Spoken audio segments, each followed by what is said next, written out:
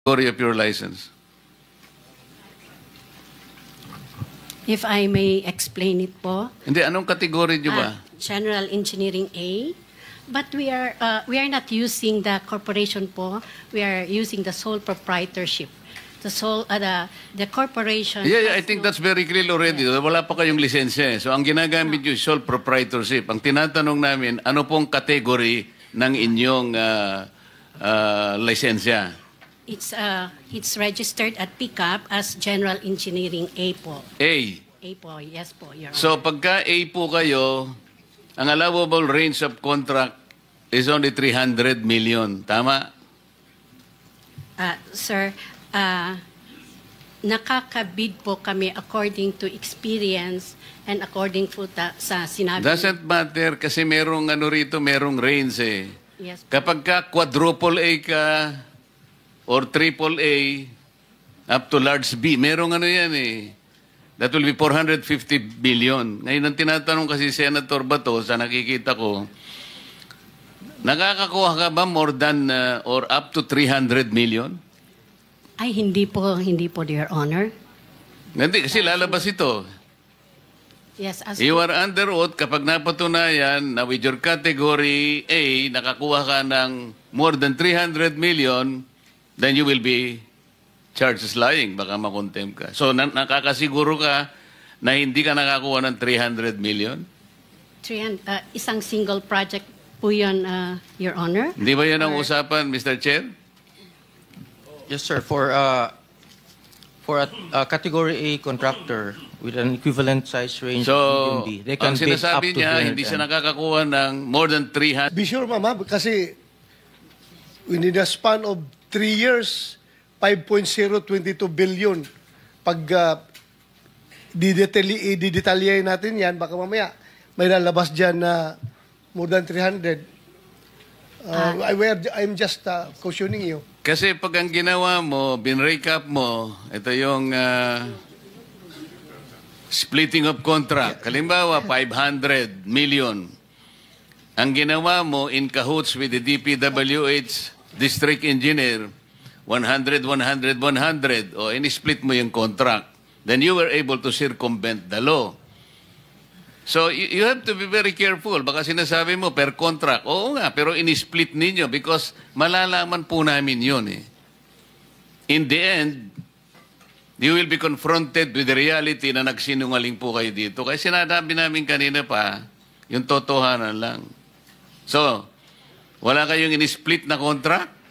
Wala po, Your Honor. Oh, sige, tingnan natin. Senator Yeah, Mr. Chair, according to records, ma'am, you have 58 flood control projects totaling to 5.022 billion. So, siguruhin po ninyo na out of the 58, walang lampas sa 300 doon. Otherwise, 58 flood control projects. 5 billion divided by 58, tingnan mo. Dali lang. Mr. Chairman, imposible. 5 billion, 5 billion divided by 58. Oh. Let me help you, madam. Thank you, Your Honor. 2024, ilan po ang flood control projects ninyo? 2024, last year. I'm not aware po sa numbers, but since 20... Hindi po kita matutulungan kung hindi nyo alam. Yeah. 2024, ilan po yung projects ninyo? Lahat? Sa flood control projects po, from 2022 to 2024... Hindi nga 2024 lang, para sandali lang tayo. I cannot recall for... I cannot O ngayon, 2025, ilan ang pinoprosecute ninyong flood control projects? Sa ngayon pong 2025, wala pong na-award. Wala kayong project ngayon? Sa flood control po, Your Honor. 2024, hindi mo ma-recall. Yes, what I prepared is only from 2022 to 2025 that we have 58 flood control projects po, Your Honor. Were you able to execute several projects at the same time? Halimbawa, sa isang taon, 10 ang inyong ginagawa. Pwede ba yon? Yes po, Your Honor. Okay. Sabihin na lang natin 10 ang projects nyo in 2024.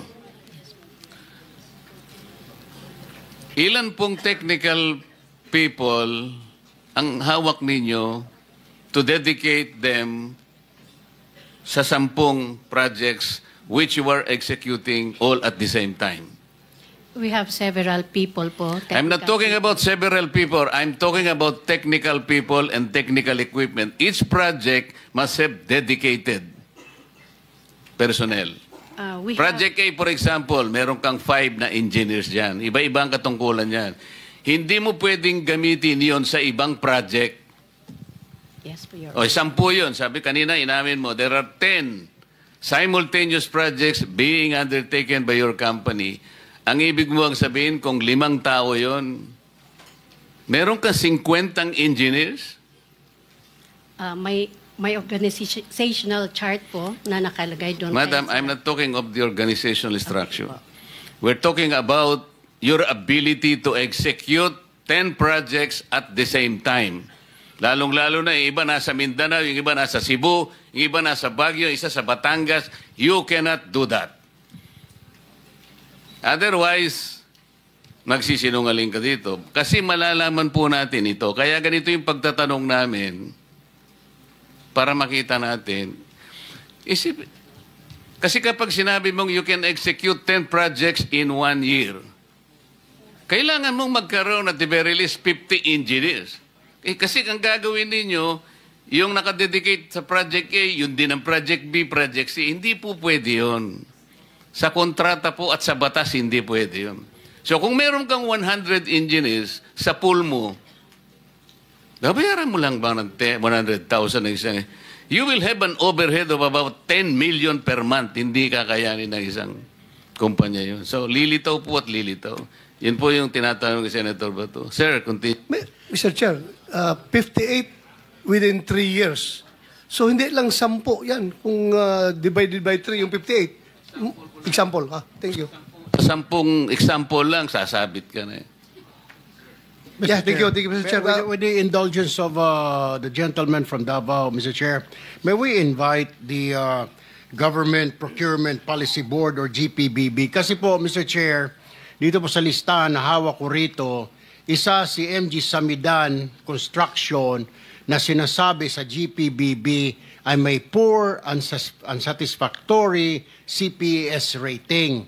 Yan po ang sabi at ilan pa mga kumpanya rito. So can we invite them? Kasi ang tanong po, na blacklist na pala ito. Kasi ang sinasabi po dito, ang guidelines po ng GPBB, pag ikaw may unsatisfactory na performance or poor CPS rating, dapat ikaw ay not allowed anymore to join and receive flood control projects. So may we invite this board para magpaliwanag? Kasi kasama po si Samidan dun, sir, na sinasabi na had poor, unsatisfactory CPS rating at iba pang kumpanya, Equiparco, kasama din po, Tiki, Alertiki, Hightone, Road Edge, Sunwest, Legacy, EGB Construction. Ito po kailangan siguro may magpaliwanag dito bakit pinapayagan na makatanggap ng flood control projects when in fact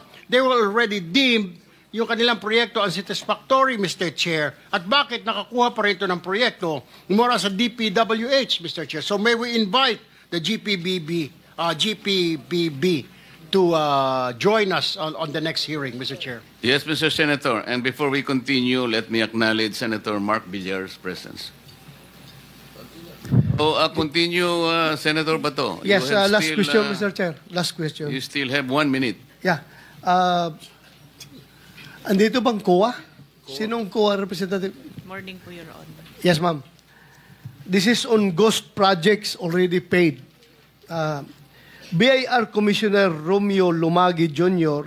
said contractors found guilty of under-declaration or evading taxes will not be issued updated tax clearances, effectively disqualifying them from future government projects and suspending settlement of their current contracts.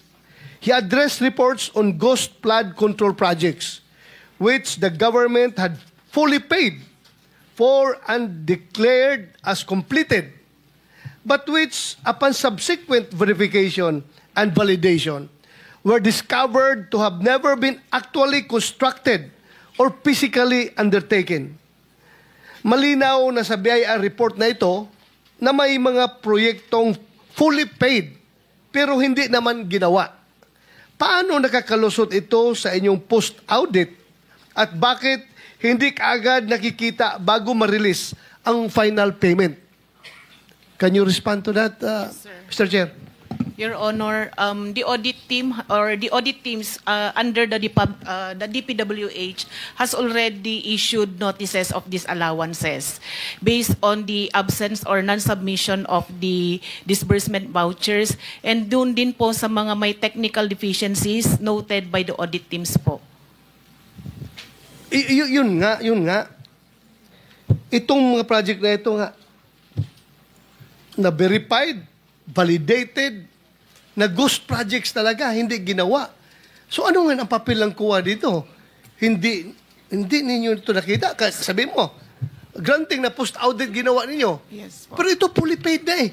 Yes so po, Your we Honor. presume na Yes po. nag-conduct na kayo ng post-audit dito. Meron na po, Your Honor, hindi po siya na post-audit, kaya po nag-issue na po si auditor ng notices of disallowances para doon po sa mga projects na yun, Your Honor. At doon sa mga hindi po sinubmit na disbursement vouchers po. Are you happy with her answer, Senator Bato? I'm not satisfied, Mr. If Chair. I may I'm not satisfied. provide po, Your Honor, for... Ang tinatanong niya po, Madam, Yes po. paano nyo inaudit yung ghost project? Yes, Your Honor. Doon po sa case po kasi ng Bulacan, Your Honor, marami pong hindi na-submit na disbursement vouchers. So, hindi naman, kahit several... Ang ibig nyo sabihin, nagdidepende lang kayo sa mga papeles, sa ay, dokumento? hindi po, Your Honor. Kaya nga po, dahil hindi po sila nakapag-submit, nag-issue na po ang audit teams ng notices of disallowance. Hindi Kayo, mahirap, Mr. Chair, mahirap na puro lang tayo notice of disallowance na klarong-klaro na ito na ghost project. Yes, Your Honor. Yung hindi po kasi pag-submit ng account, sir, or yung disbursement vouchers, pwede pong kasuhan din yung mga persons liable na hindi nag-submit doon sa... Hindi, wag mo na akong Opo. huwag mo akong dalhin doon sa mga papel yan, Opo. mga disbursement na yan. Kuha. Kung mag-post-audit kayo, di ba pupunta kayo sa area, tingnan nyo kung saan ang project. Yes po. O ngayon, hindi nyo nakita. Ano, hanggang kuan lang kayo? Hanggang disallowance lang kayo? O hindi nyo nakita. O ano ngayon? So, hindi ba papilin nyo yan as commission on audit na mag-file lang kaso? Yes po, Your Honor. Yun po yung susunod na hakbang Ay, susunod. po ng Kailan COA. pa susunod? Kasi, Naubos na ang pera ng gobyerno ito. Nabayaran na lahat itong project na ito na hindi nagawa. Tapos ngayon, susunod pa. I am so, alam mo, yung mga tao na nanonood sa atin, sabihin nila, kaya pala naglipana yung ghost projects dahil yung kuha, kabagal kumilos. Hindi po, Your Hindi. Honor. Gusto ko lang pong iklaro na yun pong sinasabi nating Ghost Project na isa po sa mga nabisita ay 2025 transactions po siya. At declared po siya na completed as of July 2025. Yun pong disbursement vouchers po niya ay hindi pa po due for submission noong August po na unang hearing natin. Kailan ninyo mapapailan na kaso ito? Because the people are impatient. The people are impatient with all this corruption na Yes, nangyari. Your Honor. Kailan nyo ipapile? Can you give us a... Ganito po siya, definite Your Honor. answer? Opo. Ganito po siya. Di ba po kasama po siya doon sa ating special audit. Sa ngayon po, fina-finalize po yung audit highlights natin sa special audit. Doon po sa audit highlights, alam mo, yung Yes, Your mga Honor. tao Opo. nakikinig sa atin Yes ngayon, po. hindi pasok sa utak nila yung special, regular audit or what. Yes po. Ang tanong ko sa iyo, kailan nyo tumapailan ng kaso? The soonest possible time po, Your Honor. What is the soonest time? Dahil i-issue po ngayon yung ating Kaya, what is the soonest time? Estimate. this month po, Your Honor. This month. Opo. Mapailan nyo ito ng kaso. Opo. Ngayon, sino ang pwede niyong papailan ng kaso?